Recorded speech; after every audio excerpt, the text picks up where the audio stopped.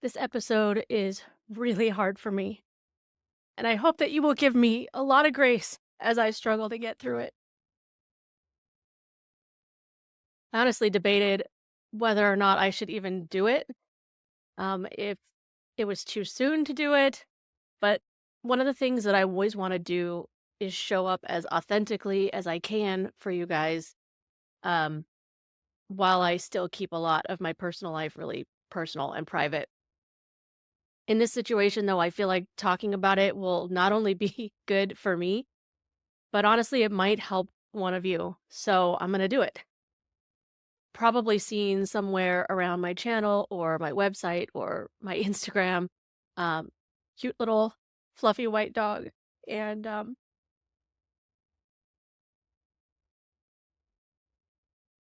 we had to say goodbye to him yesterday, and that was incredibly difficult. I know all the he's just a dog, but he was so much more than a pet for us. He was like our child, and I'm really struggling with it. I'm struggling with a lot of things around this, but one of the main things is I still have responsibilities. I still have to be an adult and I still have to be a business owner. I have clients this week. And yeah, there are situations where maybe it makes sense to cancel or push things out. Now, I have amazing clients, and I know that if I just told them, what was going on, they would say, of course, just, cancel, reschedule, all of that. But the reality is I think that it's good for me to be focusing on some other things, and so I'm keeping most of my client appointments this week. I shuffled some things around to give myself a little space, but it really got me thinking, like, how do you keep going? How do you keep showing up in your business when you're dealing with personal loss, whatever it is? Because we all deal with loss and grief and all kinds of struggles while still being a business owner, and they're not mutually exclusive. How do we keep showing up in our business?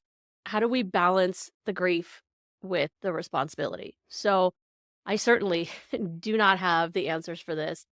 I the first thing I did was go to Google, or actually Chat GPT. I knew there had to be other business owners who talked about this, who'd gone through some sort of personal tragedy, personal loss, personal whatever it might be, and how they navigated all of that with their business. So there are a couple of people that came up that what they had to say really touched me and helped me, and also inspired and prompted me to do an episode like this. So if you are going through a tough season when you find this, just know that I am so sorry. Whatever it is that you're going through, I'm so sorry.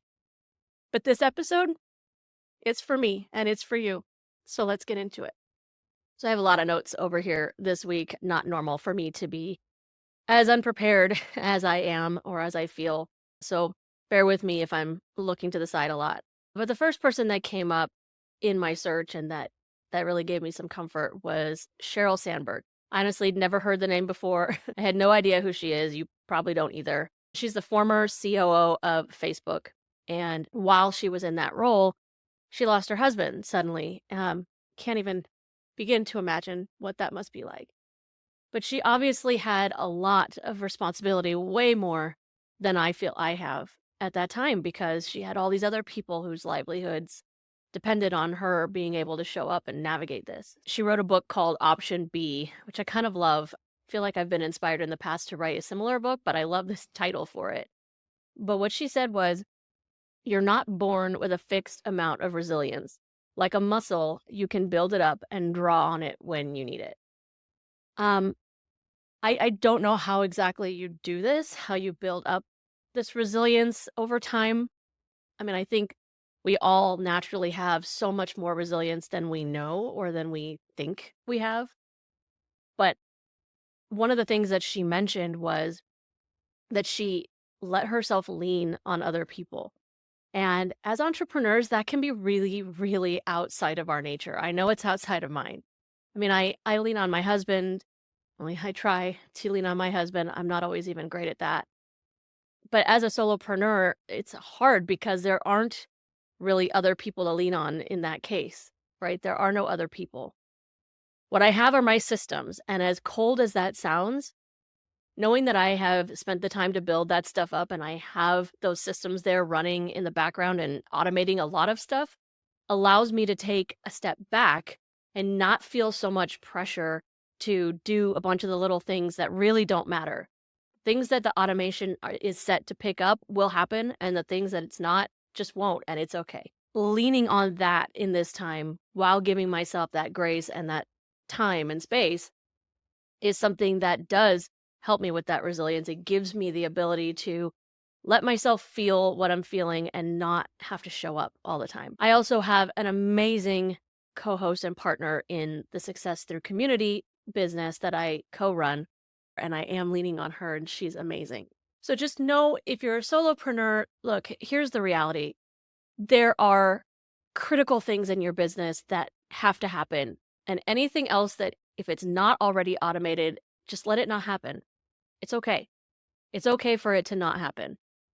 But it's also great to have those things in place. So if you're watching this and you're not in a tough season right now, I highly, highly encourage you to, if you don't have other people on your team, build some sort of automations, some systems so that you can have this space and give yourself the blessing of taking that time when inevitably something tough does come along. Second person that came up is somebody that we've talked about before, Arianna Huffington. And from what I remember, she went through some pretty significant health scares. And that kind of makes sense with the quote that I found from her, where she says, "The secret to resilience is not only recognizing our struggles, but also giving ourselves permission to heal."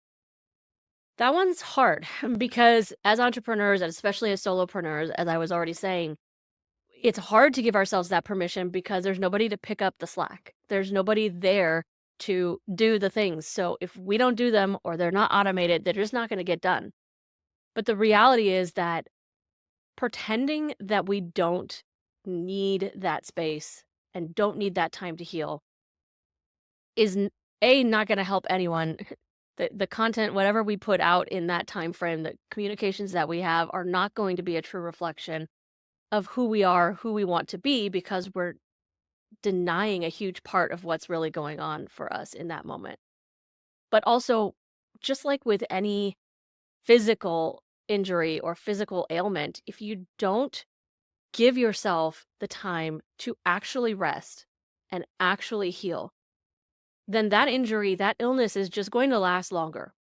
But if you give yourself permission to just step away, even if it's just for a week, but if it's 2 weeks, a month, whatever it is that you need, that little blip of time is not going to matter in the grand scheme of things. Not giving yourself that permission is going to have some impact on all of it all the way throughout. It's going to seep in different places. It's going to hit you way later when you thought that you dealt with it, but really you just suppressed it. Give yourself permission to deal with it now. Heal. Share what you feel comfortable sharing with the people who need to know, and otherwise, it doesn't matter. Just disappear for however long you need to. They'll get over it. And then this last one is the one that actually inspired me to do this episode and to do it now, because it's good for me to do this right now. And this is from Richard Branson, who we've also talked about before. I don't think on the podcast, but in the TSA Weekly newsletter for sure. And when he lost his mom, what he said was this. He said, "Grief is overwhelming, but channeling it into something positive helps." And I've always been a huge proponent of this, of taking the things that we're struggling with and trying to channel those things into something positive. It's not easy to do, but filming this episode right now is giving me something to focus on. It's giving me something uplifting and positive, and maybe some way that through what I'm going through, I can help someone else. That is definitely comforting me, and that is definitely helping me get through today. And I love that the point he's making isn't about, compartmentalizing or suppressing or pretending like something's not going on, getting over it quickly, moving on. But he's not talking about that at all. He's talking about honoring whatever that thing is, whatever that loss was, and using that, channeling that into something positive. And I love that because that's what I needed today. And that's going to look different for everyone. Channeling it into something positive may or may not relate to your business. It may not be that you have the same kind of outlet that I have here where I can channel this into something positive, give myself a little bit of catharsis, and also show up for my business in a certain way. That may not be possible for you for a lot of reasons, and that's okay. Find something else positive. For Richard Branson, he channeled it into causes that his mom really cared about and focused on that. And that was his way of honoring her. And I just love that. So, just to recap this, what I'm taking away from this and what I hope that you will take away from this episode are these 4 main points. First one is that resilience, it's about taking things a step at a time. Just like we talk about here all the time with habits and how it's just little incremental improvements, I think this is the same thing. Just take it moment by moment, day by day. It will get better. Don't expect yourself to go from utter grief to I'm fine immediately. It doesn't work like that. Second thing, you don't have to do this alone. I don't have to do this alone. You guys are all here supporting me. I can feel that even as I'm filming this episode. I know that my family is here for me. I know that my clients are here for me, and I know that my business partner is here for me. And whether you're a solopreneur and don't have anyone on your team or not, you don't have to do this alone. So if you're struggling and you don't feel like you know who to lean on or who to reach out to, you can email me, kelly@kellylgable.com, or go find me over on Instagram @kellylgable and just send me a DM. Let me know what you're going through. Let me be here for you. The third thing is give yourself permission to heal. Seriously. No matter how long it takes, giving yourself that permission. And I'm reminding myself that doesn't mean go into a cave and disappear and don't show up for anything for an extended period of time. If it helps to do that for a day or two, do it. I mean, I'm all about that philosophy that I got from the Gilmore Girls so long ago that, you need to wallow. You need to let yourself wallow and feel and grieve, but then you need to pick yourself up and come back out of that and move forward again in whatever way you can. So if you need to disappear for a while from your business, just know that your business will be there. Your business will survive. Not showing up on socials for a week or two is not going to make or break it. So give yourself that permission. And the last thing is that grief doesn't have to stop you forever. Yeah, it's going to change you and it's going to change your surroundings and your world, but let it change you in positive ways. Like I said before, if you're going through something really difficult and this video is helping you, or you just need to reach out, leave a comment, email me, find me over on Instagram.